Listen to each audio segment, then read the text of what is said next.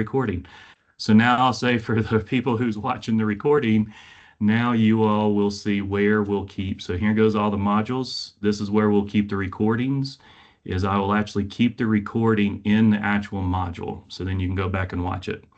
Now, if somebody misses one, what I'm going to do is I'm going to have an evaluation form that you'll have to fill out after you watch the video to make sure that people are watching the videos.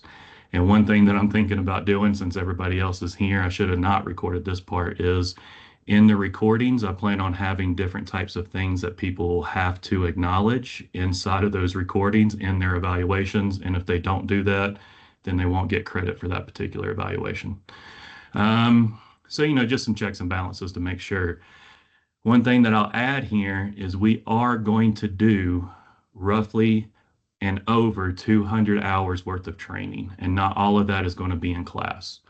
We're going to have homework assignments. We're going to have a lot of work that will be done outside of here, and we can't possibly get 200 hours of training without that happening outside of class.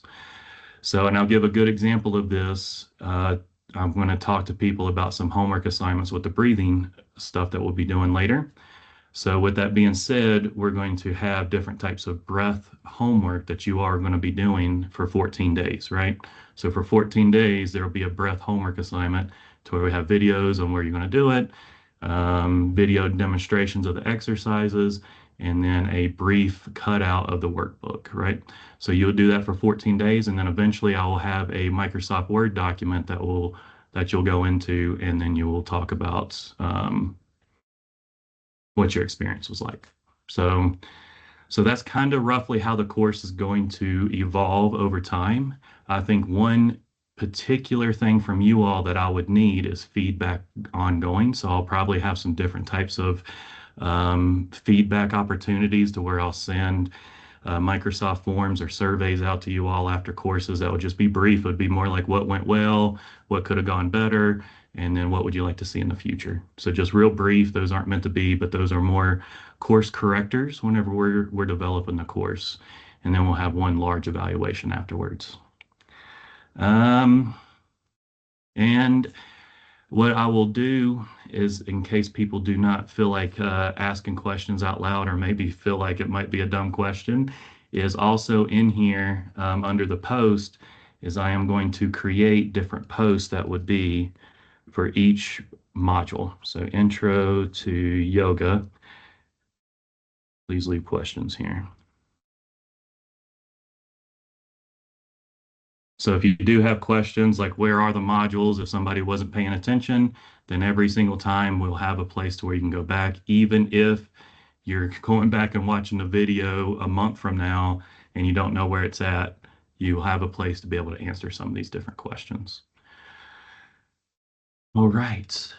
Any other question or any questions at all? Sorry. Will the channel be sent to us? I am not seeing it in Teams. So you don't have it in Teams. Let me come in here, add members.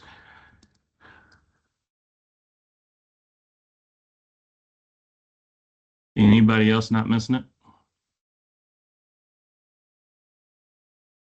Yeah, the name of the channel is actually WAS District Wellness Council. And then under that, you'll see the channel that would be this. So Brett, you may not have access to it, but I'll go ahead and add you to it all. I found it. Oh, you did? Okay. No, you're good. So yeah, I only had one cup of coffee this morning. That's probably why I'm lagging. No, you're good. You're good. I'll say under here, this the 200-hour one. So whenever you do have it, it'll be titled the WAS District Wellness Council. And then under there, you should see a channel. Brett, you may have more than one channel under that, but most people should only have the 200-hour one.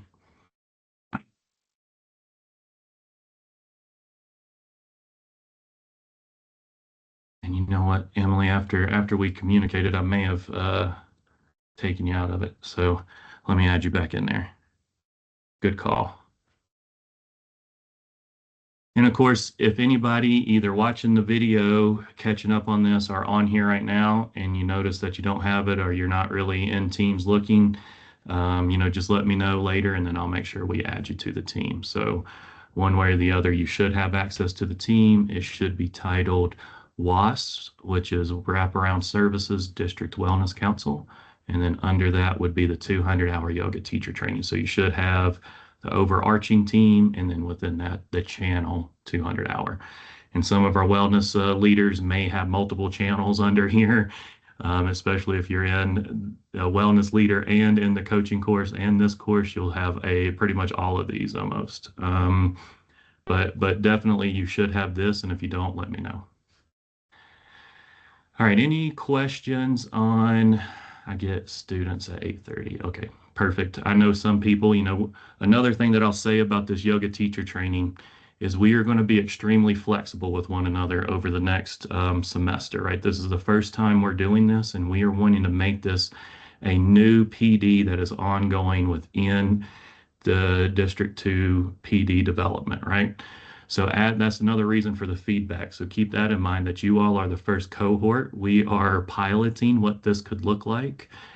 Some of the things that we want to kind of look at as we do this is how would this work with how would this work with students, right? If we were to get students in here, this semester or next semester, we're fitting a lot of this after hours. In the future, I would like to not have this after hours, right? I would like to have this completely built into PD, and then maybe at the end of the year, we have a teaching practicum to where the teachers have to show up and actually do a demonstration of their teaching skills and then graduate, right? That would be the ideal goal. As we build it out, think about that, right? As we're kind of doing this and we have these modules, think about also within the modules, what makes sense for a teacher, what makes sense for, our district to be in here. And then also, as we build this out, think about what and how the commitment should be for people going through the course. Meaning, if you go through this course, should it be a requirement that you teach one class a week at your school, for teachers' well-being or whatever, however it be, or just one class period, whether it's for kids or whether it's for teachers, whatever it is, but maybe think about the pay it forward mindset as we move forward and what that could really look like. And once we kind of decide, like, yeah, it sounds like a teacher who goes through this could teach like one class a week or one class a month or whatever it is for the next year that they go through this. Then we'll bring HR in and legal, and we'll try to get a whole full-on policy around it so we don't, don't do anything wrong to where it ends up kicking us in the butt later. So I can see it, but it is locked to me.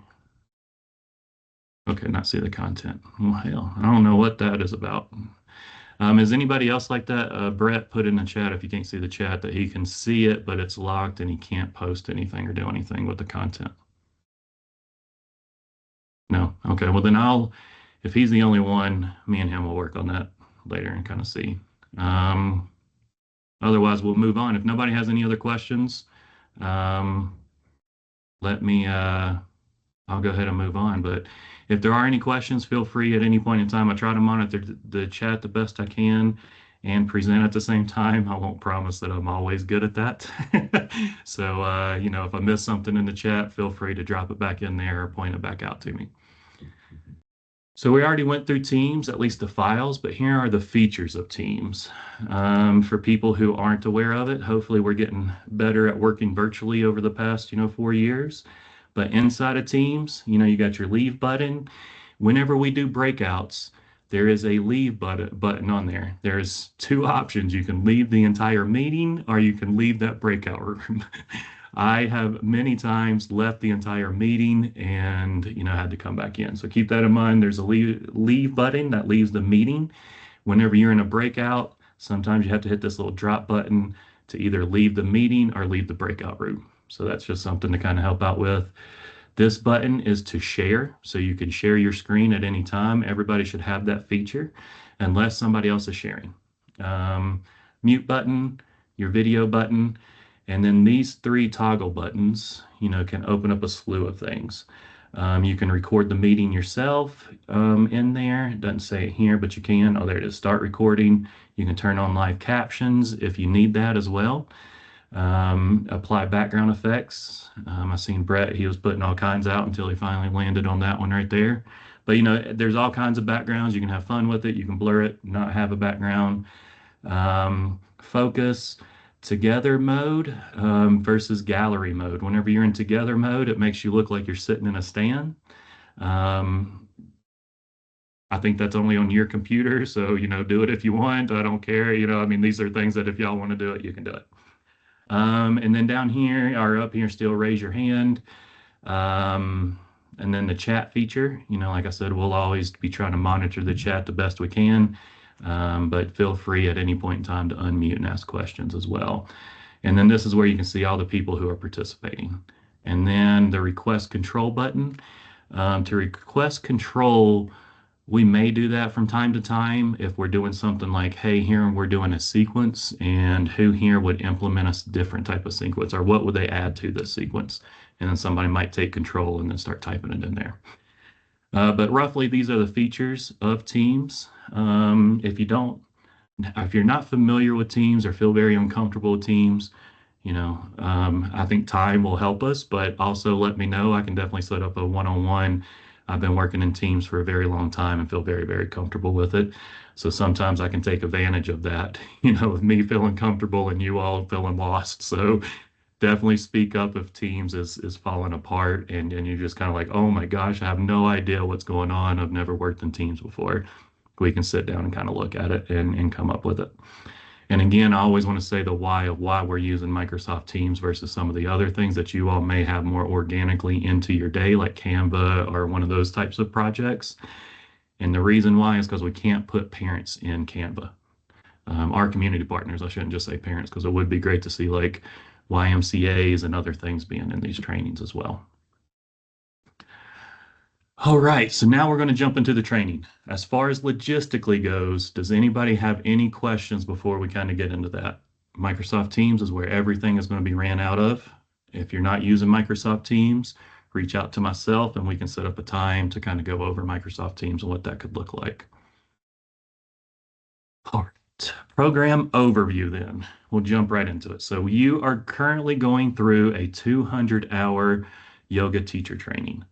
The program overview, you will be doing 200 hours of work or more. And I want that to be known. And I want that to be very known because that is strenuous. We're going to be meeting on Tuesdays after school some. We're going to be meeting on PD days. And even on these late start Mondays, these are still kind of required days. I know some people have different types of obligations on those days, and sometimes principals may not want you out of, or your administration may not want you out of those 2-hour trainings because they may have something required. Just work with me. That's fine. We'll make this work. Again, we're going to be extremely flexible this time, but what we will not be flexible on is taking away the quality of what you will be teaching when you leave here, right? We want you to have the skill set that you need, and that's really what we're going to be focused on as far as a graduation requirement. And that's why the teaching is required. Which brings me to the evaluation. You will be doing a minimum of 2 evaluations with that form that I showed earlier. So, and you have to have one passing one before the end of this curriculum. That is a requirement. I think these are also some of the things that we can take away from here and think about what is things that we want to keep. I think a teaching requirement is always there, but I think in the future, whenever we have a little bit more spread out throughout the year in PD, that we might have a requirement that people can't miss X amount of part of the training. But we won't have that this time just because we're going to be as flexible as we can. We'll have some makeup times and different things like that. But maybe in the future, we'll have a requirement like that. We will have teacher practicum. So for those who don't know, there was an initiative, and I have no idea where we're at on that initiative, but it was that the last week in May was going to be a PD day that was going to be optional. And it was whenever all the teachers and students were gone. We may decide to come in and do our teacher practicum during that time to kind of do the final teachings.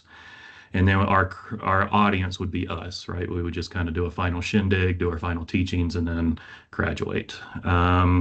If people have an issue with that, please let me know now, and then we can start working on different days for those practicums for certain people. But I think it will be great. So there's a final practicum, and then there's practicums that you all will be doing throughout. And a lot of those practicums throughout, you'll just be submitting videos of you teaching to me through Teams, whether it's a mindfulness practice, whether it's a full-on asana practice, whatever it is, we'll be doing that, and there will be recordings, and then I'll be evaluating it that way.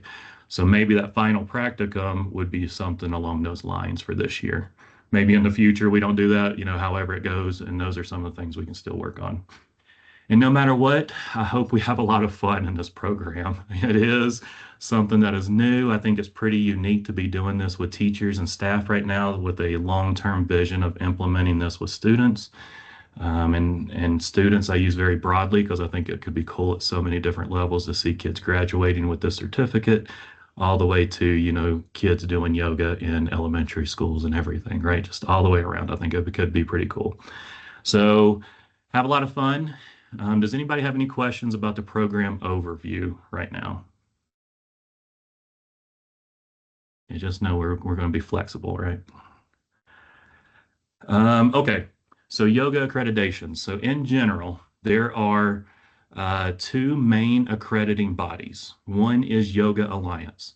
Yoga Alliance focuses more on physical activity than they do yoga as a therapy. So I say that to say you all are focusing right here at this 200-hour yoga teacher training. If you really had to put this into perspective of relating it to your day-to-day, a 200-hour yoga training would be like getting an associate's degree in yoga. You can't really do that much whenever you get done with it, but you have an understanding of the basics and you can get in front of people and teach, right?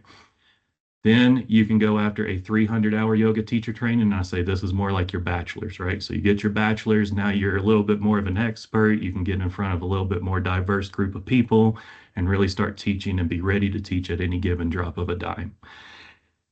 Then you have the International Association of Yoga Therapists, and they have a 1,000-hour program. The 1,000-hour program, they are, you have to have a 200-hour minimum to even get into the 1,000-hour program in most programs. And then a lot of the programs, they offer a 300-hour course as well that is Yoga Alliance curriculum. So basically what I'm saying is if you want to do a yoga therapy program, and you could jump straight into a yoga therapy program, and most of them have the Yoga Alliance components built into it. So it's something that you could look into. You could get dual credentialed to where you get all the way up to your 500-hour, and you can be credentialed as a Yoga Alliance therapist or yoga practitioner, or you can continue on and become a yoga therapist. Does anybody have any questions between those? The scope of practices are much different, right? There's not much of a difference here besides you just have more experience, but the scope of practice here means that you can actually, they don't use the word diagnose, but you can actually guide treatment, right? You can actually facilitate treatment. It's a little bit different. They don't use the word diagnose because it's yoga, and we don't diagnose in yoga, but very similar, right? You're looking at people's postures, you're coming up with individualized care plans, things like that. So it's just a different mindset. But I like to go over those. And for my credentials, what I'll say is, so how I got into yoga was I initially started a 200-hour yoga teacher training, and it was an Iyengar yoga teacher training. For anybody who's familiar with Iyengar, I think we'll talk about it a little bit later, they are very much into adaptive yoga. So if you think of adaptive yoga, think Iyengar. They have props, they do all kinds of things, and that was my 200-hour yoga teacher training. This yoga teacher training will have no lineage and it'll be more of an eclectic view on yoga. And the reason why I feel strongly about that is a 200-hour training should be something that you dip your toe into, not something that you specialize in right away. Right? So now you're going to start learning about the 8 limbs of yoga. You're going to start learning about Iyengar. You're going to start learning about Ashtanga. You're going to start learning about these things. And then in that 300-hour, that's whenever you go and you kind of specialize in some lineage. And then whenever you go into a 1,000-hour training, you're going to learn about all the lineages. So it wouldn't matter anyway. So think of it that way, is really this 200-hour yoga teacher training should be your exploration time. This is the time to start thinking about, man, I really love hot yoga. What does that really mean? Does that mean I need to go down that route? Or am I more of a restorative person?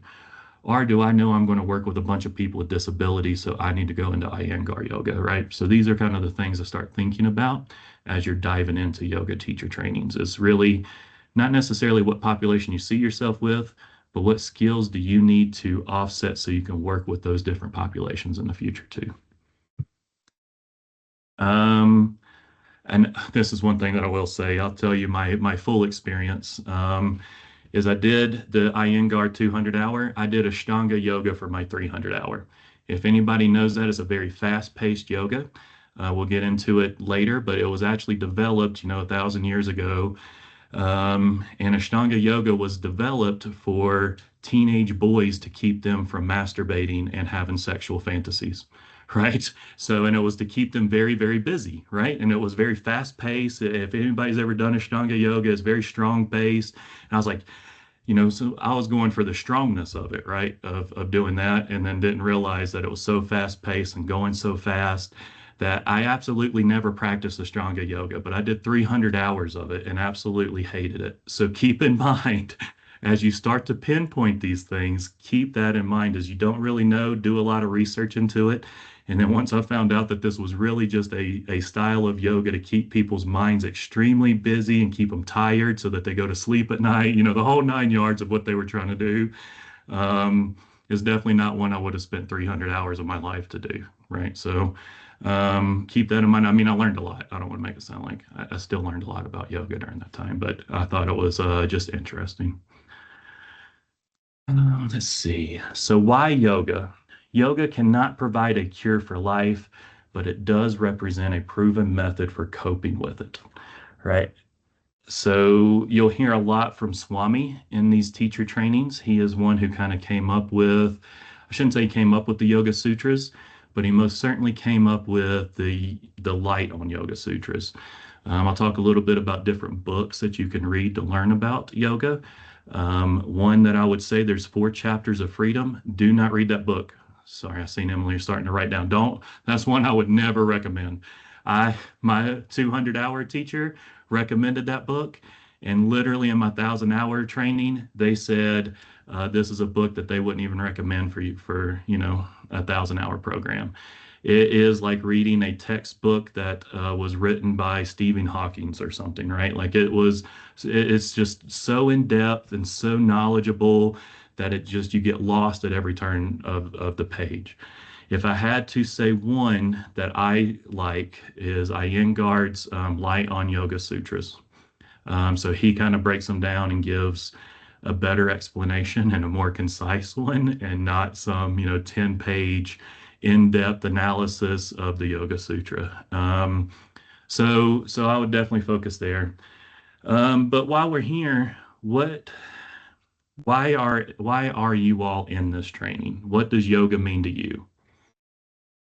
What do y'all plan on getting out of yoga?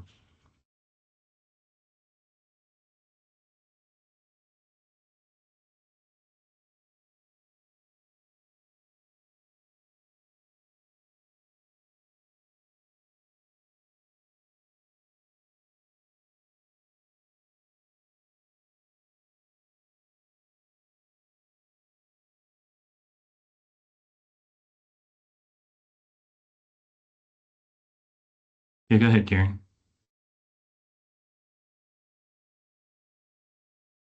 Discipline and I learning to wasn't cope with sure pain. if we were typing it or if we were going No, yeah, you can do to. either way. Either All way. right. Thanks, Karen. Yeah. Well, coming from somebody who doesn't know how to touch her toes without bending her knees, I'm actually a little hesitant about this. I am a therapist, and my boss was like, "Hey, you should really try this." And then Brett was like, "Hey, you should really try this." So I think the world is just smacking me in the head and saying, "Hey, I need to try this." Absolutely. So Karen's here by default, it sounds like, Pretty and much. I'm just playing. Um, but hey, I think that's great, right? So it seems like exploration is a big one, and some of the things that I'm seeing in the chat, right? Discipline and learning to cope with pain. Um, Blanca, hopefully I'm saying that right. I think one thing that we will focus on is pain, because a lot of people come to yoga for pain. That's they're in with yoga. That was my in with yoga was pain. So I think that's great.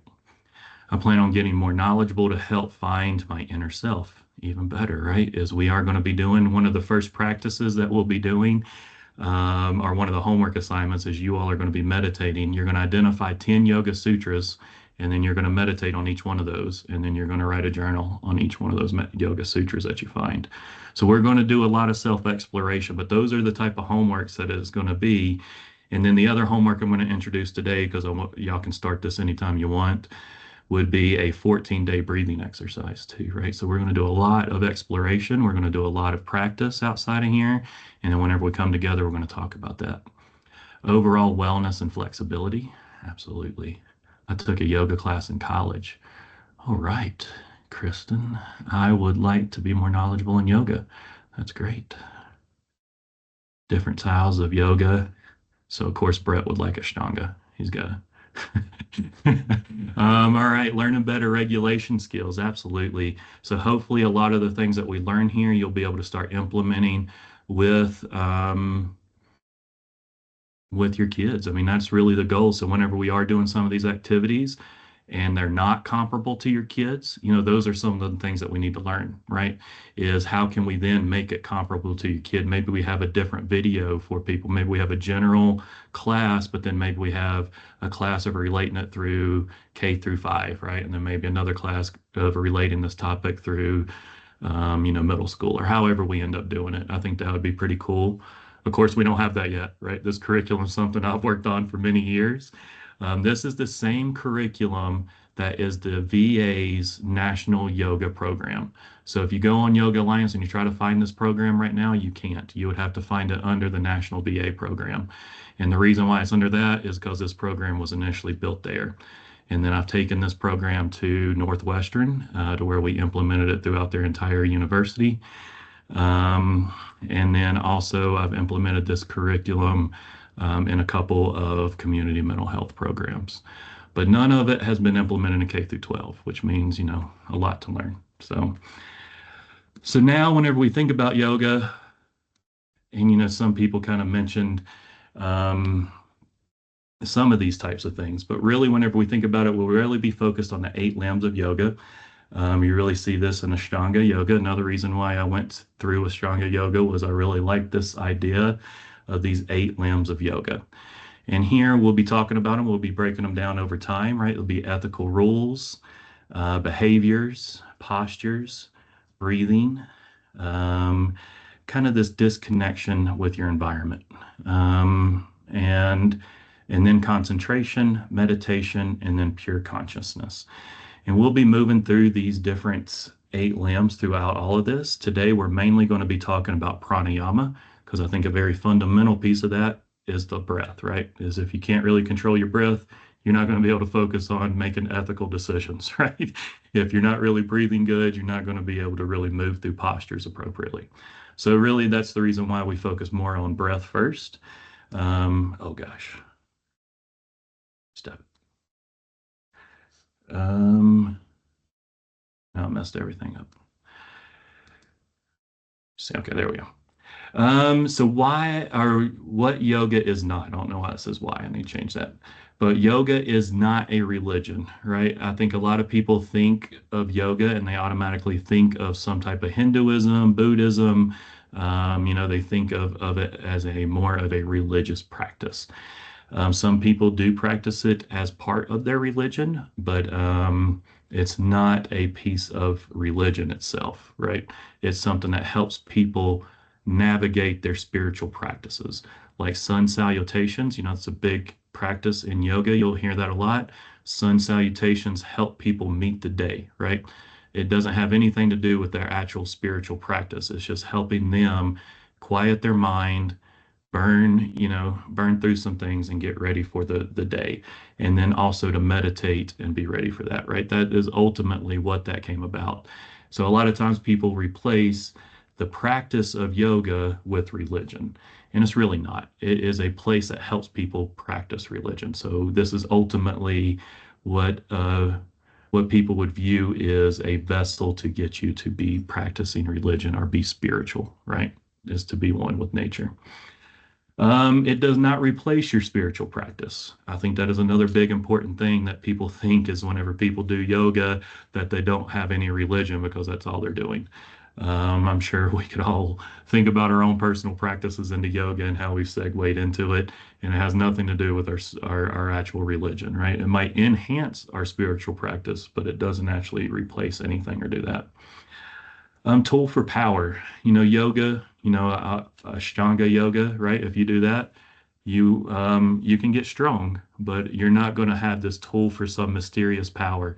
It's not going to help you mysteriously heal all of your injuries. It's not going to help you make better decisions whenever you go to eat.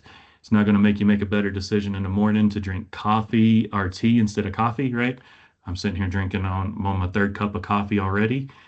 So, I mean, it's not going to change those types of things, right? Training to be a const so I forget who said it, right? I am not flexible either, right? And I have gone through so much yoga. I can't touch my own toes without bending my knees either. And I have been through training for a very long time and through a lot of training. Training does not equal stretching, right? And yoga does not equal stretching. Yoga is far more of a dynamic practice than just those things. So how do we practice yoga? So these are typically the ways, or the five fundamental ways to practice yoga. Yeah, it was asana, which is your postures, right? This is mainly what people think of yoga whenever they think of yoga, is in a yoga studio going from one posture to another posture to another posture, right? And that's what most people view yoga. Another thing I'll say about yoga is a multi-billion-dollar business. So keep that in mind. So people want you to think that yoga is asana, right? People want you to think that because it's a marketing tool at the end of the day to get you into places. It'll make you healthier if you do these types of yoga, right? If you do hot yoga, you're going to be healthier, right? Come do hot yoga and you'll sweat a whole lot, right? So you'll see that yoga, has a 1 billion-dollar business and they want people to be doing asanas, not necessarily sitting there and just meditating, right? Which is also a form of yoga, which is really your breathing practices and techniques. Very much overlooked in a lot of yoga. If you ever go to a yoga studio and they tell you to move and they're not moving with your breath, I would not go back to that yoga studio, right? Because every movement that you have should be with your breath. And if they're just forgetting it or didn't say it, but ultimately, if their overarching theme is that they're moving with your breath, to me, that is, in my opinion, a lot better than most yoga teachers in studios right now. Mudras is usually just positions and gestures. You usually see them doing hand gestures and different things like that. We'll learn a little bit about this. We don't get too much into it in a 200-hour yoga teacher training, but we do a little bit. I don't want to make it sound like we won't do much. This is, in my opinion, more in the advanced side of things. And then now down here, once we start getting locks for channeling energy, right, we will do these. But again, this is probably a 200-hour training, and this is probably where you start getting more into your three. You get introduced to these topics, but it won't be that you will be well versed in any of these topics. You'll have a base knowledge of it, and then hopefully you'll be more well versed in these two by the time you're done with this training. That is the goal. And then 300-hour training, you already have that, so it would be less of that and a whole lot more of these things whenever you get into a 300-hour training. Another thing that I will say, mindfulness is another billion-dollar business. A lot of people don't know that, but mindfulness is a billion-dollar business. So whenever you even look at this page, the first two things that I just said that you need to be able to practice yoga as a 200-hour yoga instructor, both of those are billion-dollar businesses, multi-billion-dollar businesses that are out there. So to say you can easily get a job. You can easily go out there and start doing things. You can do different stuff. It adds to your clinical practice. If you're a clinician, if you're a teacher, there's no doubt that learning these things will help you as a teacher, help with some of those regulation skills and things like that. Schools and styles, I know I've already mentioned two of these, right? Because these were my base foundation. So Iyengar, a lot of Iyengar places, this is actually, they call them Iyengar walls. So you can kind of see like they're helping her get into triangle pose right here. She can hold on to this, or they can, and then they can wrap this around their legs so they also don't fall over that way. Just helps them keep that in position because your hip in triangle pose should actually be pointed out this way, right? So that's the point of this around the leg. And that IN guard really teaches you about how to use those props to be able to keep the foundational structure there for somebody, right? So this lady, to keep her hip out and popped out that way, is to use this strap around the leg. So those are the things that you learn in IN guard. Ashtanga yoga, you learn very much a sequence. So Ashtanga is one sequence really. You only use that sequence. If I always joke around and tell people if I learned anything out of Ashtanga is I have a sequence that I can always fall back on, right? No matter what. If somebody called me up in front of somewhere, I have a strong sequence that I can pitch in front of them and do, and everybody will think I'm one great yoga instructor, right? Because they'll be sweating and everything. This one right here, this one has taken, or no, it's this one. This one has taken some hits over the years. Something that you will hear me say throughout this yoga teacher training. If you cannot coach somebody into a pose, then you don't need them in that pose. Don't ever put your hands on anybody in yoga. You will not learn that in this class. If we do a 500-hour class, we won't learn it in that. If you do a 1,000-hour class, you would probably learn it in that. But as a 200 and a 500-hour yoga teacher training, you should never put your hands on anybody. And I think that's one thing that I have taught. You should be able to really talk people into those poses. And that's really where we'll be focusing a lot of our teaching is talking more. That's another reason why I was 100% okay with us doing this virtually. Because whenever you all start teaching, then you won't feel so like, man, you just got to poke your damn hip out, right? Go up and grab them and point their hips out, right? And be like, man, how hard was that, right? You'll feel that frustration, but the goal is to talk people into it because we're going to keep you all 100% safe as we teach yoga. And whenever I say safe, it's not just keeping you safe, but it's keeping you from risk and harm as well from those types of things too. There's been a lot of allegations. I think there was another one that came out for some big yoga person as well. Oh yeah, it was if you all have, I think it's HBO Max. I'll try to find this documentary, but it's this woman who recently came out and she was the Guru to the Stars was kind of her name. And she was really ripping a lot of stars off, saying that she could heal them with all different kinds of mudras and practices. And then next thing you know, it turns into some documentary and then yoga looks bad again, right? So another one that I will say that I will talk about, and we will talk a lot about the ethics behind all of this. One that I will talk about is I am a IREST certified teacher. IREST stands for Integrative Restoration. It's a meditative practice. The person who founded that later come to find out was sexually harassing somebody in his organization, right? Now, this had nothing to do with yoga, but what he was doing was she said he made some advances at her and then he said no, or she said no. And then, they put an NDA in place, quieted her, and then he continued to harass her after the NDA. So then she felt like she couldn't talk after the NDA and other things, right? Because we all know NDAs can help silence certain people. This, in my opinion, was no different than that, right? As he used an NDA to try to silence her so he could continue to harass her.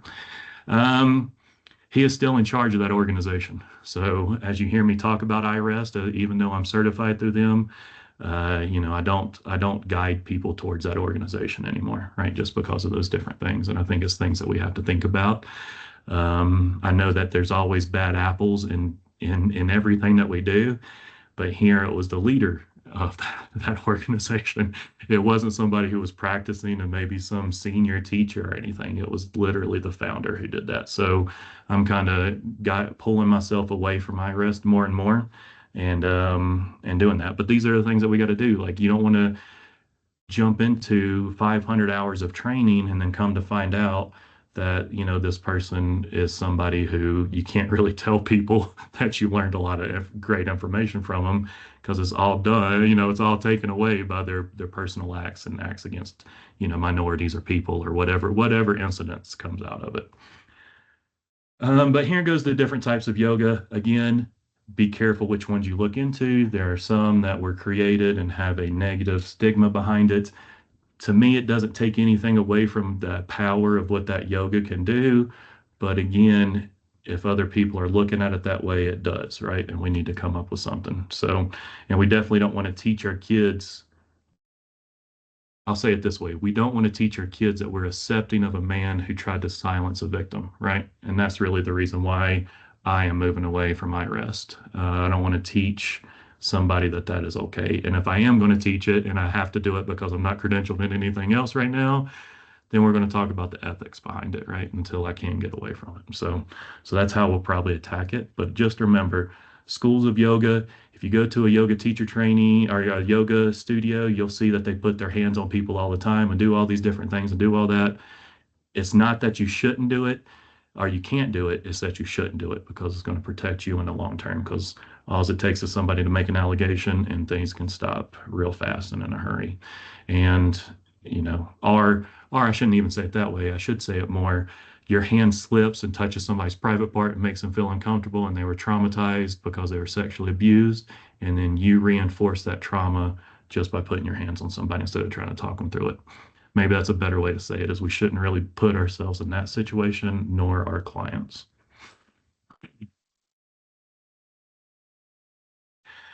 How do we practice, right? You'll see so many different styles. We've already kind of been talking about them now. But really what the styles change over time is the time and posture, right? You'll see somebody like Iyengar yoga. They want to stay in postures really long because it took them a while to get in there, right? They have adaptive props and different things. So you finally get somebody in that posture, you want them to stay there for a while. Same thing with restorative yoga. You'll see them in postures a lot longer than your traditional. What I will say is from basic science, how long should somebody stay in a posture to where they finally see benefit from it? Does anybody know? 10 seconds? Yeah, I mean, I keep it a minimum of 10 seconds. There's some research that says it's 30 seconds, right? So, I would say a minimum of 10 seconds, right? And I think that's pretty common. Emily, I know you're a PE teacher, so I think it's usually like everything's always 10 seconds, right? You're holding something, you tell everybody to count for 10 seconds, right? It's pretty built into working out for the most part. But whenever you get into some of these restorative practices, you'll see people that will stay in some of these postures for minutes at a time. So, you know, the longer, in my opinion, the better, and the more that you'll settle into it. Environment and temperature, right? The difference between hot yoga and just regular yoga. There's some places that use cold studios and different things like that, but temperature and environment is definitely part of that. The way that you set your mats up. So this person here is actually doing Ashtanga yoga. Um, and whenever you set mats up with Ashtanga yoga, you're actually in a linear path, and then your teacher's right here, and then they have another path down here. So Ashtanga yoga is very much structured in the way that they even set up the studio. And a lot of other places are that way as well. Sequencing of sets of poses. Even the sequence itself, right, and the way that you build up to it, the way we're going to be learning whenever we get into sequencing is we will always create an arch to all of our practices. We're going to say, okay, our main thing that we're trying to do is a pigeon pose. So then that's our arch, right? So about 50% through that, we're going to be hitting that, and then we're going to start our downward spiral to our restorative practices, right? So we'll be teaching that as a kind of how we set up our practices in the future. But whenever you see that arch, every single yoga sequence, every school has that arch. Just like in every other type of curriculum, it's always there. It's just how you get there is a little bit different, and how they typically get there is different. And the use of props. Some schools don't use props. We will be using props. Something else that I would like to know from everybody is how many people here, actually, maybe I'll send out a survey to this, but what I'd like to know from everybody would be, do you have a yoga mat? Do you have a bolster? Do you have yoga blocks?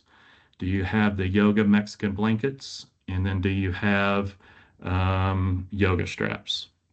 And this is just for your personal practice. And maybe I'll send out a survey for this so everybody doesn't have to fill it out. Because now we're going to purchase one for everybody if you don't have one. That is all currently. Yeah. Yeah, because most people, whenever they get into yoga, right, the first thing that they buy is a yoga mat, but then they're like, oh, I can't touch my toes, but then they don't buy the blocks to help them do that. Another thing that I'll say is me personally, I use nothing but the Mexican yoga blankets.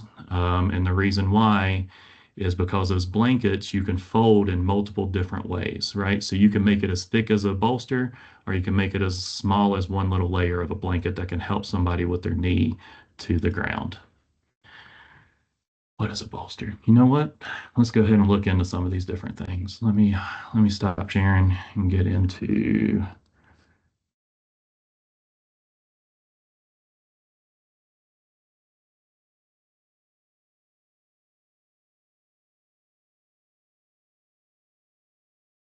All right, let me start sharing and then we kind of go over this.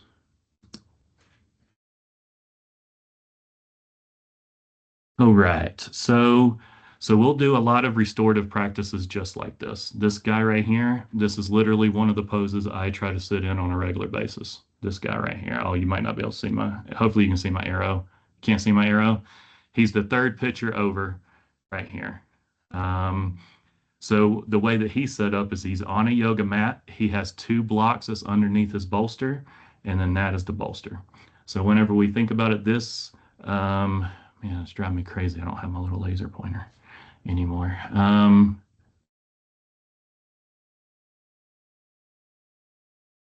Okay, anyway.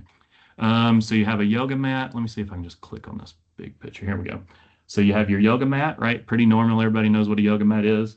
I'll say keys and qualities to look into a yoga mat is anti-slip. So a lot of times we'll get ones that are good for cleaning and things like that. People will slip and slide all over those all day long, right? So the best kind that I always think, and this is the ones that I'm trying to find, they're a little bit more expensive, but they're made out of reused rubber. So, and then they're typically like, I'll bring mine to work one day, or maybe whenever we're all together. But you have one like that, and it's just, you won't ever slip on it. You won't ever do anything crazy. These are the yoga straps. These straps, think wisely about your patient population, your kid population. Um, if you have a bunch of kids who are harming themselves or they want to pop each other with these things, right? Like, don't get yoga, don't get yoga straps, right? Because you can use the blankets for the same thing, right? Really, if you need them to kind of work on leaning down towards their toes, you can just fold this blanket up long ways a while or a little couple times and then use the blanket itself. So again, that's the reason why, in my opinion, these blankets are very well versed. And let me click on this one. These are more the blankets that I tend to use. Look just like this one right here, except the one I have is blue. Um, but these blankets, and like I said, you can fold them up 5 to 10 times. Like you can make them like if their knees can't touch the ground whenever they're sitting in crisscross applesauce, um, then you can use these blankets to help their knees touch the ground, right? Because you can fold them up, you can put them underneath there, you can use the blocks, but ultimately all props help people bring the ground up to them is really what we're trying to do, or help stretch or move in certain ways. So maybe I'll send out a survey to kind of get engage where everybody is on those. All right. Oop. And then the yoga timeline. I won't spend too much time on this because I have a document inside of the history of yoga in our modules. But this is roughly the yoga history. What I will say and add to this is the modern period of yoga is right now, right? Right now, the movement is being done to create CPT codes, which if people don't know what those are, it's ways for yoga to be billed through Medicare, Medicaid, and other insurance companies. The work that is being done by the Department of Veteran Affairs and Medicaid and Medicare. And they are actually creating what this would look like for RVUs. If people don't know what that is, that's just a measurement of billing. And they're coming up with all of this in the background now. So eventually, this could lead to reimbursement and having other types of contracts in hospitals and things like that, which I think is really cool. And that's where the modern day of yoga is coming to. There is a huge debate in the field. And another thing, I mean, I wasn't planning on getting into this, but I will real quick, is we have to watch the Department of Veteran Affairs. And the reason why we have to watch them, if you really want to turn this into a reimbursable thing, is right now the Department of Veteran Affairs is doing all the research. They're working with Medicaid. Medicaid is kind of the funder behind a lot of these different initiatives. If they're not, then it's the NIH. Right now, the VA has come out and said anybody that has a mental health license or a medical license cannot do yoga, right? Um, and the reason why, in my opinion, isn't the best reason why. The reason why is because you can pay a yoga instructor a lot less than you can a licensed therapist. And then now they're kind of moving in that direction to pull it out instead of integrating the practice into the disciplines that already exist. They're going the opposite direction of trying to extract it. In my opinion, that's a major threat for the future of what we're trying to do, where yoga is heading and other things. They're doing the same thing with the coaching field. For those who are in the coaching course, coaching is now reimbursable by Medicare and Medicaid. But now the VA is going back and saying that those coaches can't practice Tai Chi or yoga or any of that and have that into their scope of practice. In my opinion, that's devastating. It shouldn't be a part. I mean, that should be a part of their scope of practice. They should be able to implement it and do it anyway. But those are the things that we need to watch out for, right? In the field that we need to keep an eye out. And if we see places where we can advocate the opposite, we should be advocating the opposite because these modalities should be integrated in what we do, not a complete separate field, in my opinion. All right, so now we're going to jump into diaphragmatic breathing. Before we do, any questions about the structure of this, kind of where we're heading, questions, comments, concerns?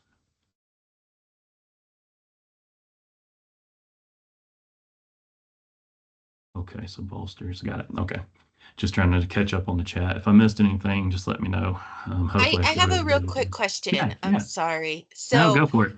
um, just because we're going to be spending a lot of time together and everything, you have a lot of acronyms behind your name, and I only know what one of those are. Would you please like let us Yeah. know? Yeah, absolutely. Yeah. No, thank you for that. I meant to talk a little bit more about that whenever I was going over their credentials. So LCSW, for anybody who doesn't know, that's a licensed clinical social worker. I've been at LCSW now for about 20 years, 15, 20 years. So that's that piece. It's more clinical based. It is reimbursable by Medicare. It's already got all the mechanisms to bill everything. It has state licensure versus national certificates, which is where you get really into billing insurance companies. This is the International Association of Yoga Therapists, and then I'm certified by them. So I'm a certified yoga therapist. So this would be the credential for anybody that would be a certified yoga therapist. Now, this one is the Yoga Alliance credential. So whenever you become a registered yoga teacher, so this is registered yoga teacher, and then you all would have a -200 whenever you're done with this.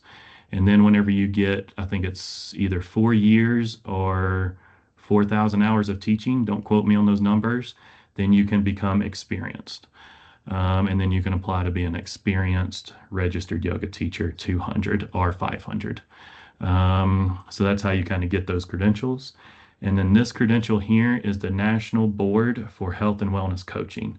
And then I'm certified. So I'm a National Board Certified Health and Wellness Coach. This is the credential that I was talking about that is now billable through Medicare and Medicaid, and is probably the industry leading credential for health coaching or for coaching in general. There's an ICF credential that's out there. They have a few credentials under them. They are not reimbursable by anything, so I wouldn't put them as the industry leading, even though they've been around a lot longer. Some of the other things that I'm credentialed in is heart math. So we'll be doing some heart math resiliency training through here as well. I'm also a Reiki master for those who don't know or know what Reiki is. Reiki is a healing touch protocol or methodology, and I'm certified in that as well. I'm also certified in therapeutic neuroscience education. Completed my fellowship through the Pain Neuroscience Education Center, I think is what it is. And there they mainly focus on physical therapy as a physical therapy education curriculum. Also, I had the privilege of going to Duke University. So went through a 2-year long fellowship that was a fellowship in leading integrative medicine and health and wellness initiatives. It was a great program, and if anybody ever wants to talk more about different ways to kind of focus on organizational development and those types of things, let me know. But Duke is a great one. Let's see. I know that answered the question a little bit about that, but any other questions about credentials and things like that, our directions? Okay. Sounds good. All right, so now we're going to jump into diaphragmatic breathing. What I will say for diaphragmatic breathing, how many people right now tell kids to do belly breaths and to really focus on diaphragmatic breathing? Maybe not use the word diaphragm, but to really focus on belly breath to calm down. Does anybody do that now? I do. So a few people. So what I will say is a lot of times whenever people do diaphragmatic breathing with people who aren't used to breathing with their diaphragm, the research shows that you're causing them a lot more anxiety and frustration than before. And we're going to show a thing, or we're going to show a video on how to really gauge people's ability to really take a large diaphragmatic breath. But what happens now is we tell people to start breathing with their diaphragm, and then they are vertical breathers. So they're breathing up this way, right? Or they're doing something like that. And their intercostal spaces in their ribs aren't that flexible. So really we're telling them to breathe with their diaphragm and they're hitting a wall, right? So whenever they hit that wall, then that causes more anxiety, right? And it causes more issues. It activates that sympathetic nervous system because we're kind of keeping it inflamed because we're breathing with our shoulders anyway. So basically what I'm saying is be careful telling people to use belly breaths because you may be causing them more anxiety because they don't have flexibility in their rib cage to actually breathe with their diaphragm, and then they're hitting a wall instead. So we're going to teach people exercises to loosen up and stretch those intercostal spaces, and then we're going to measure the way that people use their diaphragm and see if they can now take in more oxygen. So the book, so I got certified in this breathe course by Dr. Belize Varnish. So I went to a course out in California years ago, and she was teaching that. The reason why I got involved with her is she actually does breathing courses for mixed martial artists. For those who don't know, I started fighting whenever I was very young. I started in Taekwondo when I was about 6 years old. And then in the 90s, boxing was big. So then I moved to boxing. I moved to Muay Thai after that. And then whenever I joined the Marine Corps, I became a martial arts instructor and was a black belt instructor there. And then whenever I got out of the Marine Corps in 2005, I was a mixed martial artist with Team Oxidine and fought out of Johnson City, Tennessee. So she focused a lot on warrior breaths and different things like that. She really worked a lot with them. But the big thing that she focused on was measuring your diaphragm and how you breathe. So here we're going to talk a little bit about that, but really you all are going to be doing these exercises for 14 straight days. So pay attention. That's the goal of these breathing exercises is I'm not going to teach them to you. You all are going to practice them. And then whenever we come back together for pranayama, then we're going to talk more about that. So here she's going to mention here how to actually increase your breathing knowledge, but then also how to measure your diaphragm. So you all will be doing this as you kick off your breathing exercises.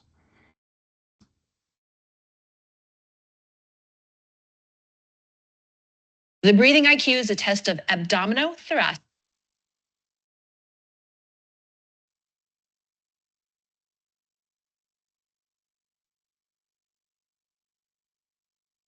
Can y'all hear this? No. What just happened here?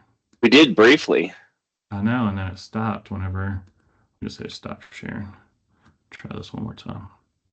Because now she's not even talking at all. Actually, I think I still have the video pulled up on YouTube. Hold on one second.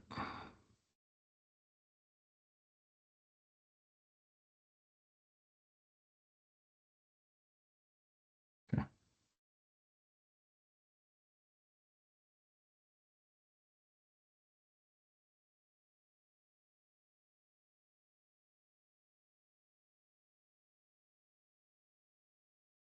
What?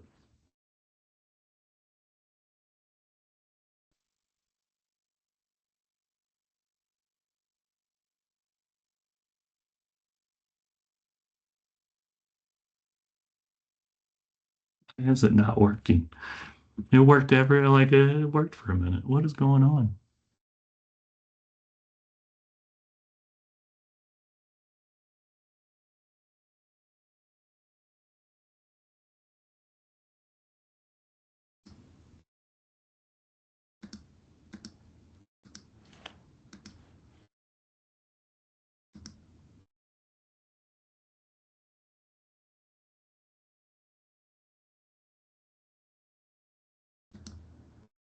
All right, sorry everybody. We may have to watch this video some other time. I have no idea what's going on.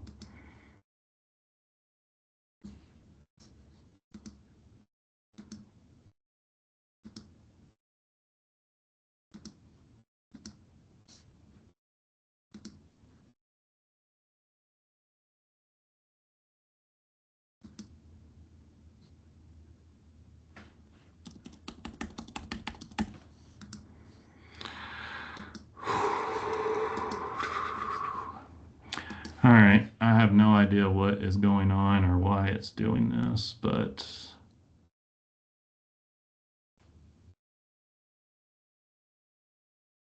all I did was try to share the sound.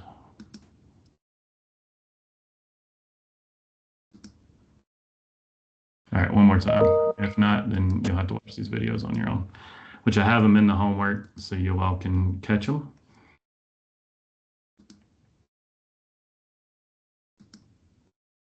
Okay, well, I'm done with it. Okay, so here I'll walk you through the video. So ultimately, what we're looking at is for whenever you breathe, you take a deep breath. Let's see if maybe this did it.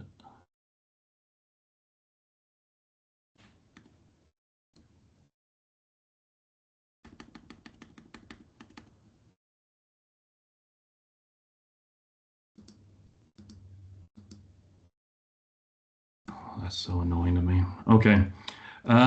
So whenever we look at this, really what we're doing, I'm just going to skip this whole video. You all will be able to go watch the video, but ultimately what we're looking at is we want to identify people who are vertical breathers.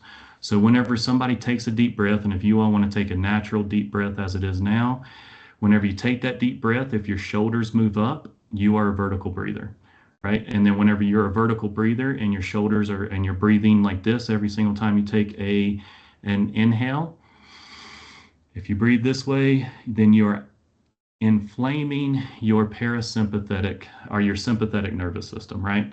Is if these are one of those things that you're constantly doing, these are one of the signs that you are in fight or flight, right? Because you're getting ready to pull those shoulders up and you're getting ready to go fight somebody. So if you are a vertical breather, our goal is to move those shoulders down, stop them from moving, and then slowly move your diaphragm. And this is how we're going to measure it over time. Is you all have this guide. You'll measure it. You'll watch the video. It shows you where to measure and the whole 9 yards. I won't go over that to waste time. But to watch the videos, you'll measure it.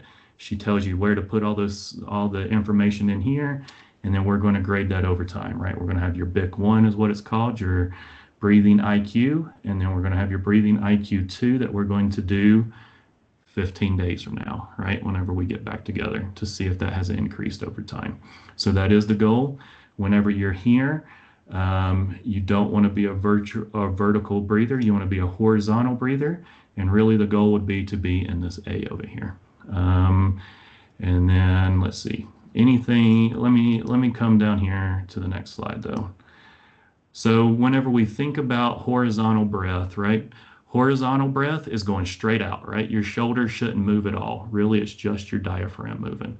So your belly should be the one moving every time you breathe.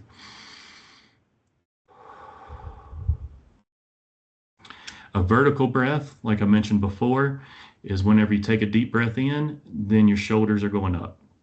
And that, every time you're breathing, if your shoulders are moving, you are inflaming your sympathetic nervous system, right? Because you're constantly going to be in that fight or flight because you're using one of those techniques that are there.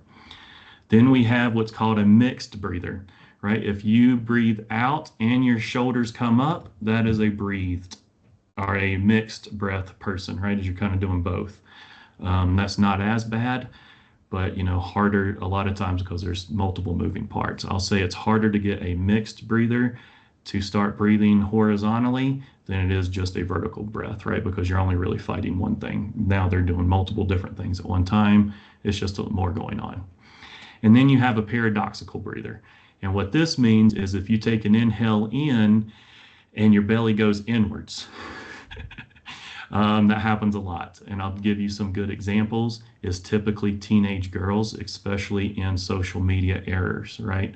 Is our cheerleaders, men who work out, our boys, that work out, they're too busy puffing up their chest and they don't want their bellies to poke out because that looks a little bit different, right? Young ladies who are in cheerleading or really young ladies in general, right? They don't want their bellies poking out, right? So then they won't do diaphragmatic breaths. They'll do the opposite. So you'll see a lot of these different things kind of happen. And in reality, if we got them breathing a little bit better, then they could be able to cope better. So really focusing on the way that people are breathing can help us prepare them for their breath. And then I'll go back a slide is once you find out what kind of breath they are, then that kind of helps you move and guide them here, right? Because then you'll see how all these different things work out. So that is what you all will be doing. And then what we'll be doing over the next 14 days or however you all do it, just before we come back together for pranayama practices. If you could have the 14 days done. We talk a lot about this. I've kind of already talked about the diaphragm a little bit, but whenever you look at this is really what I mean of whenever people tell them to focus on the diaphragm, if I can find the right one, to where it shows it with the ribs, right? Is if you tell people to breathe with this diaphragm and then they don't have any room to breathe because their chest or their ribs won't allow it, then they are hitting a wall with this diaphragm. It's not going anywhere. Again, that can cause more anxiety if you're telling people to focus on their breath and then their breath is hitting a wall every single time they're focused on it, right? So research is showing that we really need to focus on increasing their capacity to breathe before we tell them to focus on diaphragmatic breath, right? That is the goal. If you could take anything away from this conversation, it's that, right? Is we need to work on some of those exercises. So if you really think about what you can do in your classes and what you can't do in your classes, we're going to be going over some exercises. But things that I want people to understand before you start to implement these exercises is there's words that you should not be using versus words that you should be using. And one thing that we can think of is take a deep breath in. That should not be a word that you use because it's not the same language that's happening to your body, right? We're telling them to do something. And if you take a deep breath in, then that means your belly should be going in and not out, right? So you're telling people to take a deep breath in and they think that their belly should be going in. So another way to not use that language, right? Flattens or widens or push your ribs out. Like these are just languages that we kind of want to not use. And then, so that's on the inhale. Languages for the exhale, let go, right? Because it should be more controlled than just letting go. Let it out, right? Because really your belly is deflating, right? So another thing is, right, breathe out when reality your belly's going in. So we want to use language that is not counterintuitive to what's going on with the body. We want to marry those two things up together and start working on that mind-body connection. So use these words instead. Inhale, expand your ribs, right? Fill your belly with your breath. Inhale, your diaphragm flattens and expands your ribs, right? Because even though your diaphragm is flattening, the body is not flattening. So you wouldn't want to use that flattening word, right? Here you can use it, as long as you're saying the diaphragm is flattening, but your ribs are expanding, right? That's what's going on in your body. Take another tablespoon more of air in, right? So look at your belly. Belly button towards the spine. That's usually the one that I use a lot because people can really understand that, right? Your belly button is now going towards your spine as you're exhaling. Narrow your body, right? Your exhale is active, right? Because exhaling is not just something that you let go of. This is a controlled mindset that you are doing, and you are controlling everything that's going on. And then, of course, cave your belly, right? This is probably where we could get more creative for our K through 5 group, right? To where we could probably come up with different things through here that would be more intuitive to them. But you know, these are definitely the things that you want to focus on as you want to start, especially in a breathing mindset. You want to start connecting the mind and body together. And you can't do that if you're using contradicting language, right? Like if you're saying breathe in, but your belly's really going out, right? So it's things like that. Even though the language makes sense to us, doesn't necessarily mean it makes sense to the way the body moves. So we have to keep that in mind as we move forward. Here, I won't show this video either since we've had some issues with it. But this is the person who taught me my first 200-hour training, and he is going through this breathing exercise. So as you all are implementing your diaphragmatic breath, I do have this in the homework as a video that you all can watch. He explains the diaphragm real fast, and then he does 5 of the exercises. If you can't do all of the exercises that are in this, you don't have to, you know, pick 5 if you want to, right? He does this in, I think, 12 minutes, and he does 5 exercises and explains this. So it can easily be integrated into your day. Take 5 to 10 minutes and implement these breathing practices. And then this video will be in there to help guide you. His training, he's a yoga therapist by training. He's also a physical therapist, has his doctorate in physical therapy. He also specializes in pain as well. So you all will probably see me use his name in some of his teachings and different things, and might even ask him to come and present to you all at one point. Let's see. Okay, so now we're going to get into the exercises. I won't go into too much depth of these exercises because the goal is for you all to kind of explore and then understand it. But the way that each one of these slides are broke down is I give you info on kind of how you cue these exercises up, right? So here, I'll go ahead and read this. You know, often we use our shoulders to control and cue our breathing. This creates a vertical breath, overuse of our neck and muscles, and interferes with the healthy use of our diaphragm. So in this exercise, we're going to use natural movements at the hips and cue your breath and walk and help to wake up your diaphragm, right? So then inhale, client expands the belly. But then on the next page, I give all of the different types of verbal cues that you can use for this type of exercise. So pelvic tilt movement, right? Cue the pelvic tilts along with the breath, right? So, but as you inhale, butt out, right? Selfie butt, whatever you want to call it, right? But you poke your butt out and your belly's going forward, right? As you exhale, hollow the belly, or your belly button goes back and your butt then goes under like you're slouching on the couch, right? So you're doing this rock and roll. I'll say this is no different than a modified cat-cow. If you do a seated cat-cow, if anybody's ever done that, same concept. In Dr. Belisa's book, you know, you have to change things to make it not proprietary and be able to publish it. So she called it rock and roll.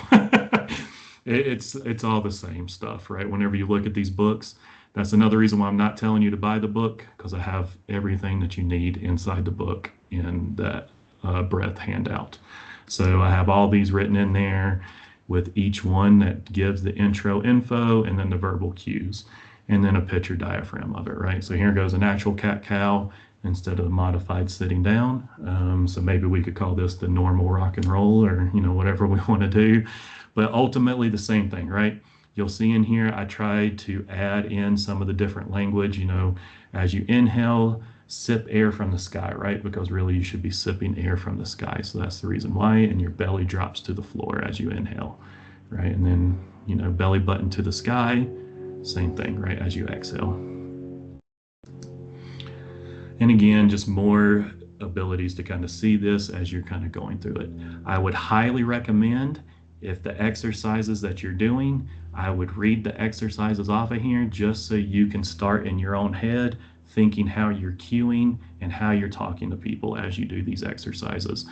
And then start to think about how you would teach it to the current population that you teach now. So if it is elementary, how would you teach kids to do this, right? I feel like cat cow is probably a little bit easier than maybe rock and roll and some of these other ones, right? But once we get into some of these, like the spinal twist, how would you teach kids to do that? And ultimately with the spinal twist, we're teaching people to really breathe inside of their lungs as they twist, right? We're trying to create a little bit of space in those intercostal spaces. And then here we give all of the directions about it. And here, another thing that people miss with seated twist, and I'll say this because I don't know if I put in the things to watch out for, is people force a seated twist.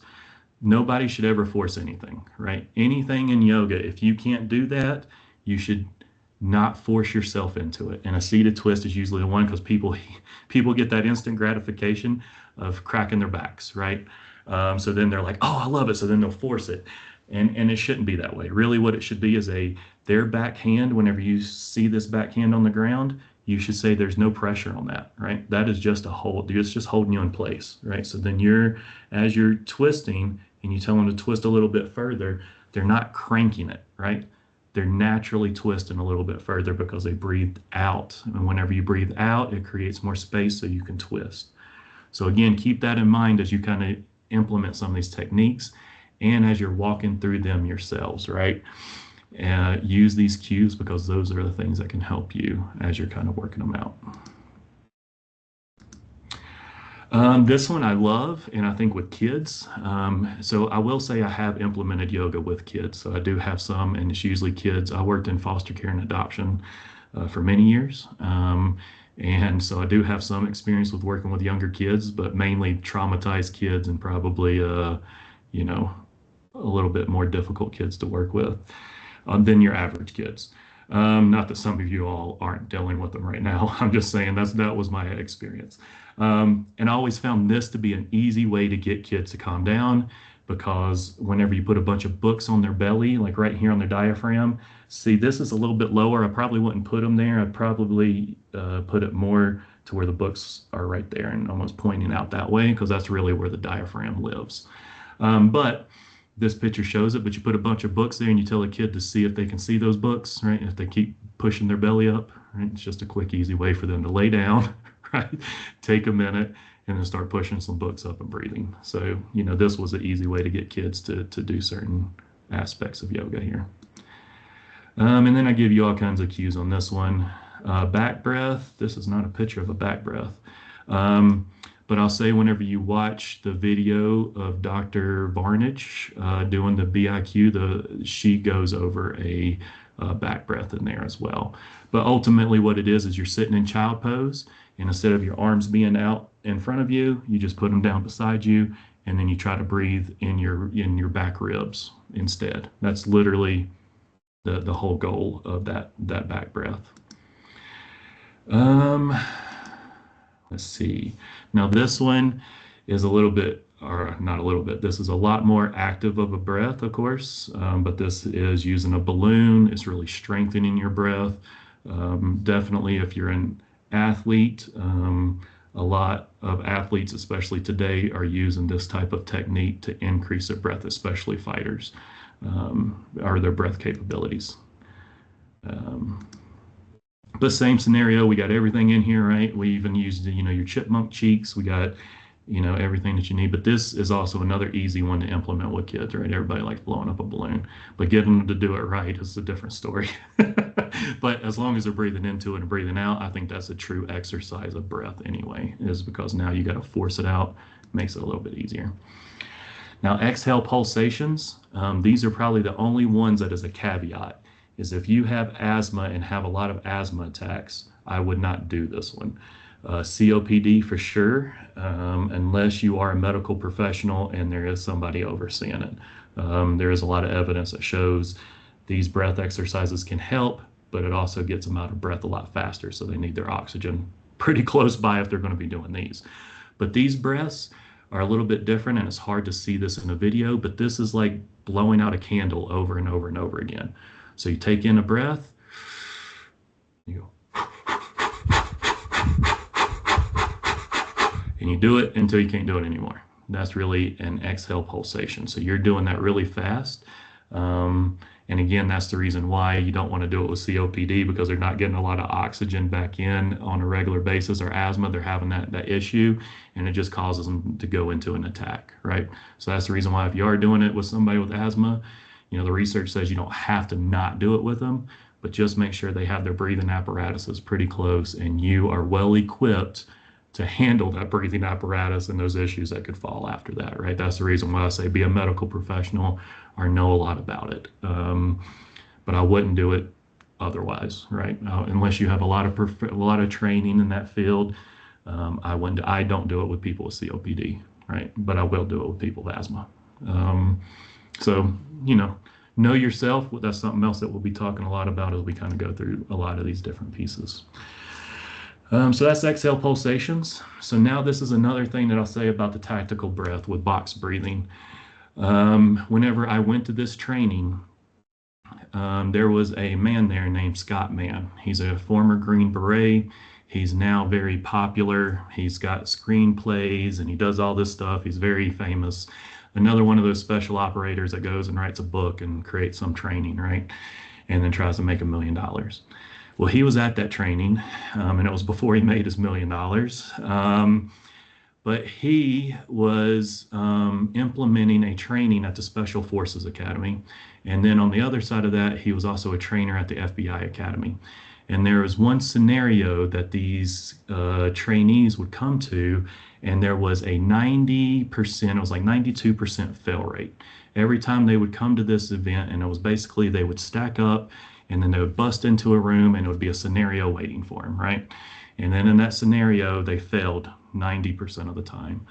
Well, Scott, after going to this breathing course, said, wait a minute, what if we implemented a tactical breathing before and after that training? How would the outcomes happen?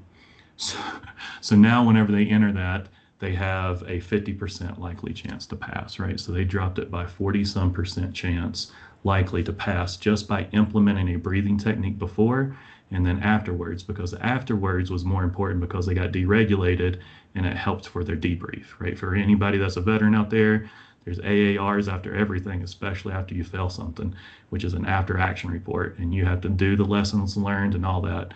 But if you're not regulated, how good is your lessons learned? Not good, right? So then all of a sudden this training program is one of the best in the country now just by implementing, I'm sure there was other things, I don't want to put it all on breath, but by implementing a breath at the beginning and after an event, increase the likelihood almost by 42% that they would pass that. I think that's pretty awesome. So if we could teach our kids that. Now, what I'll say on top of this is the reason why you do an exhale longer than you do your inhale is our lungs are shaped like traffic cones, right? So another major barrier is if you are breathing and you're a vertical breather, you're not filling up your lungs and getting all the air out of your lungs to fill in the next breath. So you're not having fresh oxygen and you're having depleted oxygen for oxygen that stays in the bottom part of your lungs whenever you're not taking deep breaths in.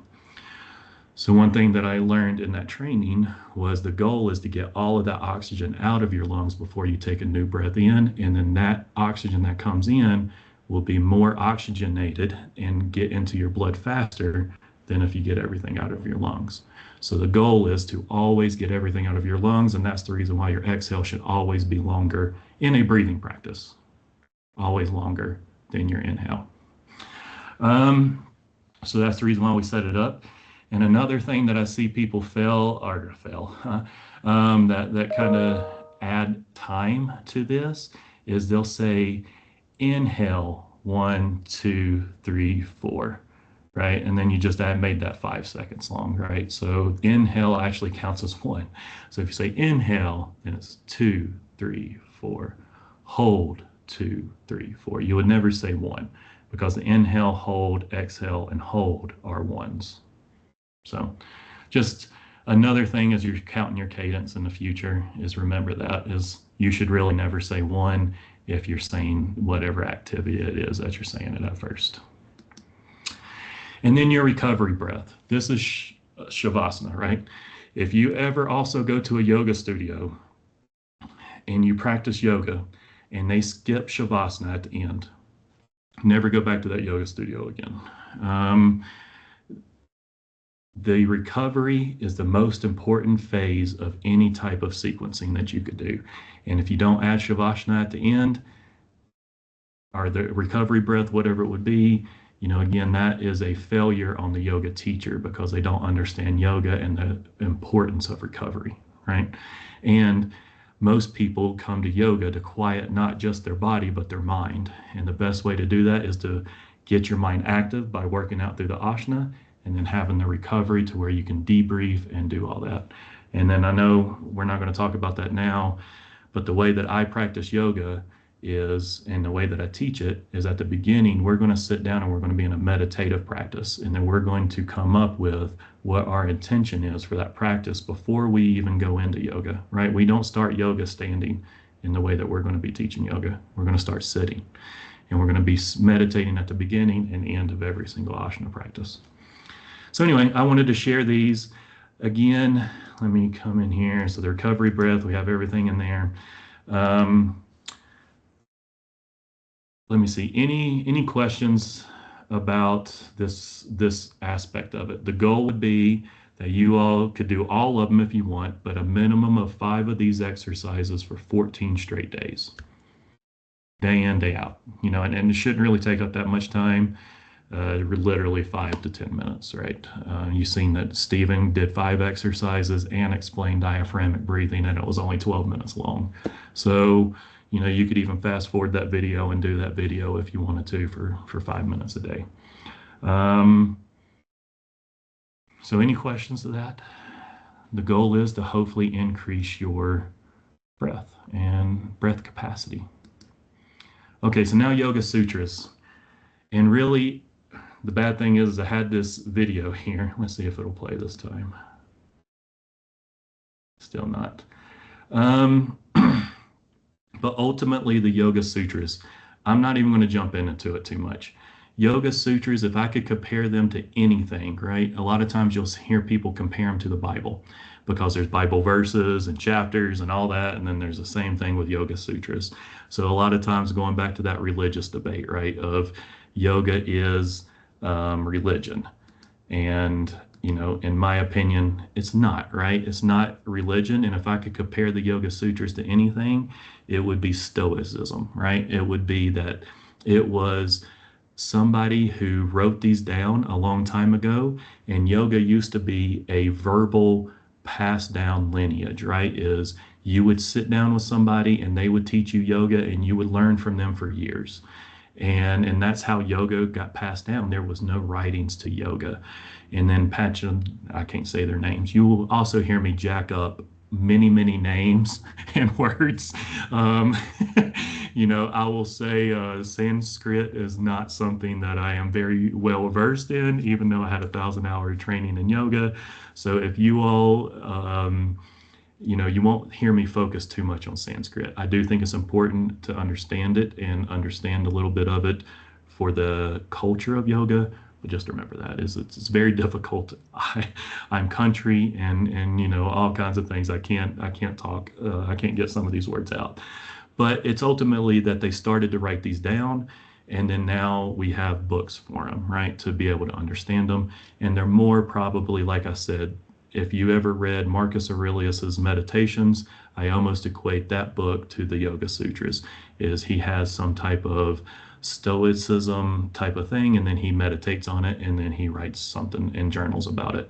Yoga Sutras were the same thing, just led by different people, and then was done a whole lot longer ago than most things, right? So that's the reason why people really associate it with religion too, is how long it was, and also that people meditate and people in Christianity pray, right? Even though those are two of the same things. But anyhow, so Yoga Sutras, right? Sutra stands for thread, and yoga stands, to kind of form together, right? The mind, body, and spirit is really what yoga is, and it's the combination of those. And then sutra really stands for thread. So that thread means that it's threaded throughout your entire life. So that's the Sanskrit version of it. And if you want to study the Yoga Sutras, read the book Light on Yoga Sutras by Iyengar.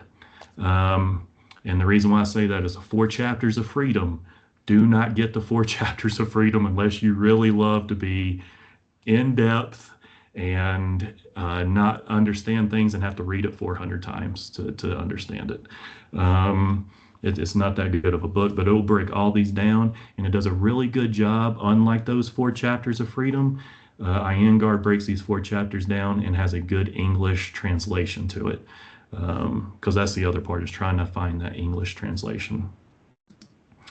So that's really all I'm going to talk about with the Yoga Sutras. So now what I would like for you to do, I'm going to talk about AI, but now what I'm going to do is show you in here the yoga assignment. So under homework, you'll see Yoga Sutras Part 2. You'll click on that. We got the video for the Yoga Sutras. She talks about the Yoga Sutras a little bit, but then you have the homework assignment. And in here, man, it's not going to get me past things. So this is breaking down to where each day you focus on a Yoga Sutra, right? So whichever one it is, you can find one, and then you'll have an English translation. It doesn't have to be rocket science, right? If there's one and then there's only a 1-word translation, you're like, this means resilience, right? Like, I'm good with that. Of course, if you want to write a sentence about it, but it doesn't have to be some long, in-depth explanation of that Yoga Sutra. And then why it's meaningful to you.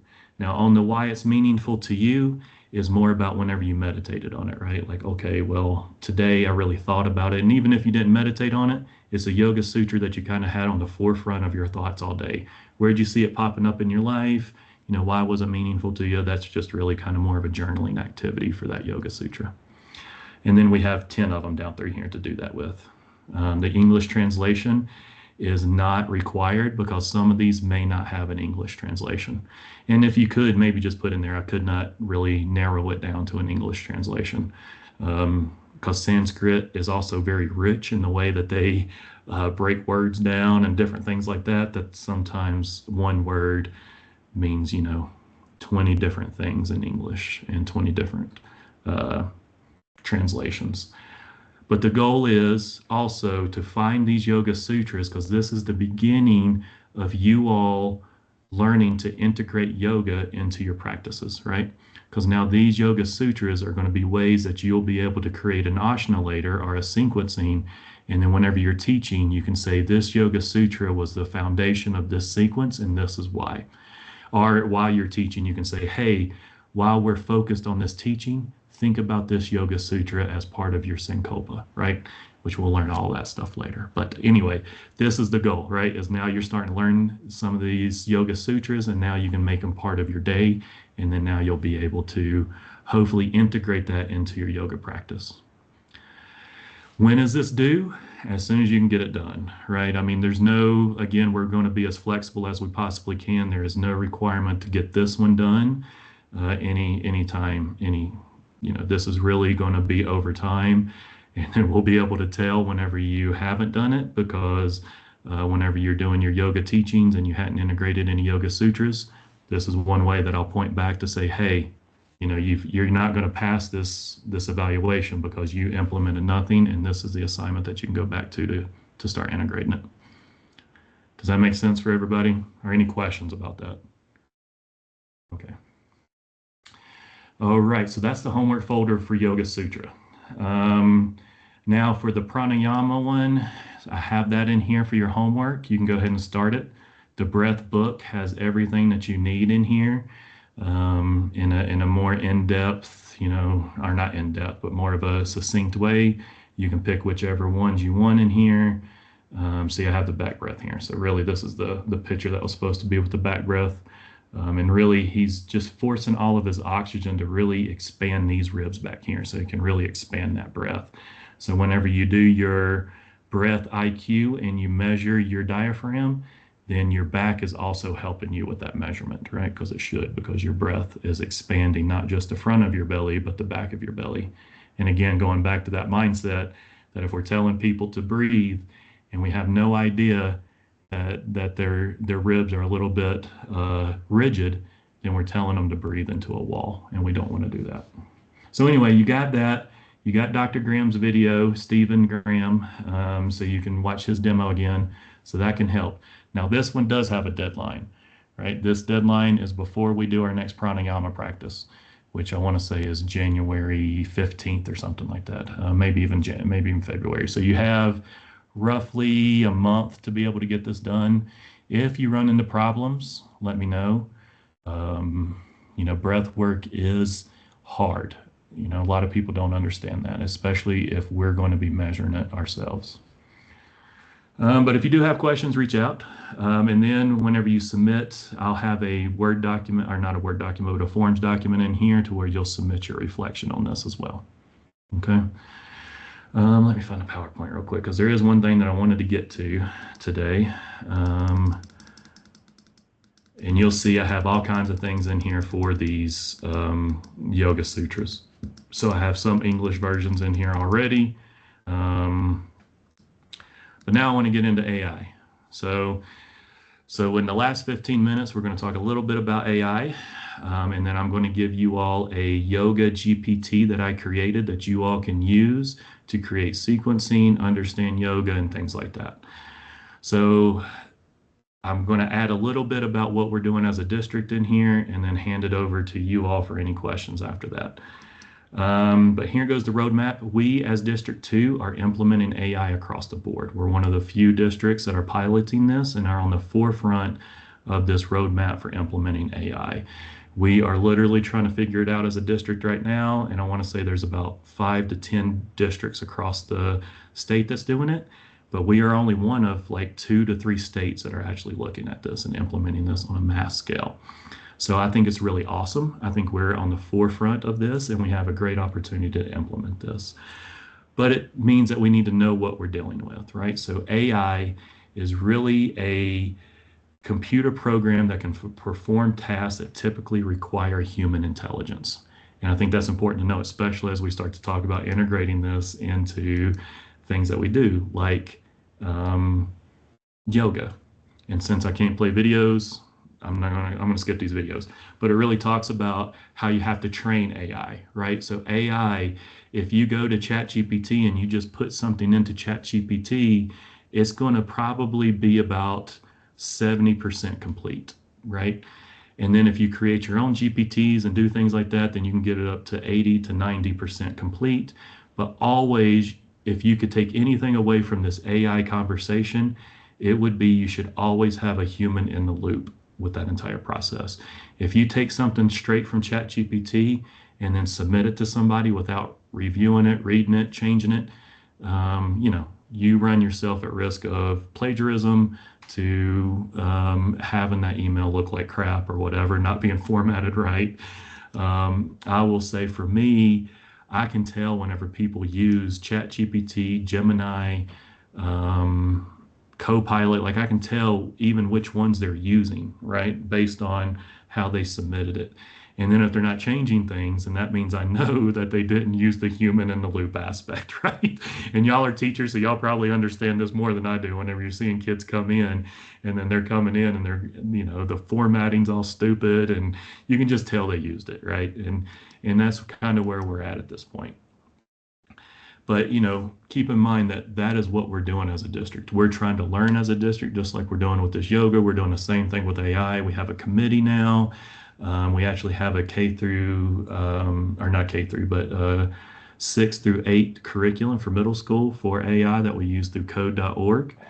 So there's all kinds of things that we can do. We also have Magic School. So if y'all aren't familiar with Magic School, get familiar with Magic School, get credentialed in those. The things that I'm going to talk about today is more ChatGPT. We won't talk about the ethics about it today. So ChatGPT. So if anybody's not familiar with ChatGPT, GPTs are generative pre-trained transformers is what it's called. sounds like a movie or something. But ChatGPT, it really is a large language model, is what people call it. A large language model has a way to be able to pull information from multiple different resources and then to be able to compute something for you based on a question that you asked it. That is really what a large language model is. But then the goal is how can you use that in your day-to-day and make it, translatable to you. And one thing that I think everybody should do is if you pay for ChatGPT, you can create your own GPTs. And you can create GPTs in a way that you take away prompting. So whenever you come in there, and whenever I said, if you just go to ChatGPT and you get some regular prompt and it's just regular old GPT, and you, like I said, it's going to be 70 to 80% complete. If you create your own GPT and you're able to do this, and you can come in here, you can configure your own GPT and you can put your own documents behind it and you can make it unique to you. I have created my own that is a personal assistant, right? So it has my strength finders behind it. It has my bio behind it. It has my resume. It has jobs. I've had it review my LinkedIn, like everything. It knows everything about me. It also knows that I'm dyslexic, right? So it knows that I can't write that well, right? I have mild dyslexia. So whenever you all see me write things and it's all jacked up, just know, bear with me. I mean, I didn't do much with it, but it has those, right? So now it helps me write better on the forefront for my personal assistant. So now whenever I look at things, it's helping me formulate ideas, it's helping me brainstorm, it's helping me do all those things because I created my GPT in the background. And here you can come through here and you can write all of these things through here, and then you can upload these files. So all the files that I told you about, of like my resume and bios and all that, was all right here, right? So then whenever the ChatGPT answers anything, it reviews these files before it goes out into the internet to find things. So now it's making the answers more like 90% complete, right? Or 95% complete, because I've narrowed it down and trained it back, because you have to train these things to understand what it's doing, right? Just like people, we can just do it a lot faster than we can with people. So anyway, you can come in here, you can upload all of these, get everything ready, and then you create it. So now I have created a yoga assistant that I'm going to give you all access to, that is through ChatGPT. You don't have to pay extra for it. I would say go in and create an account just because it can keep track of all your chats that you use. So if you have a chat in there that's helping you create a sequence, you'll always be able to have it. If you don't, if you log in as a guest, those chats will go away. So that's the reason why I would say, to do that.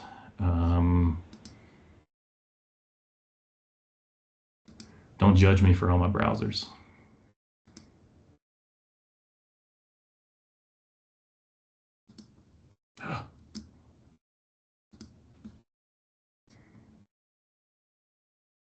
And then now I'm going to drop this into the chat.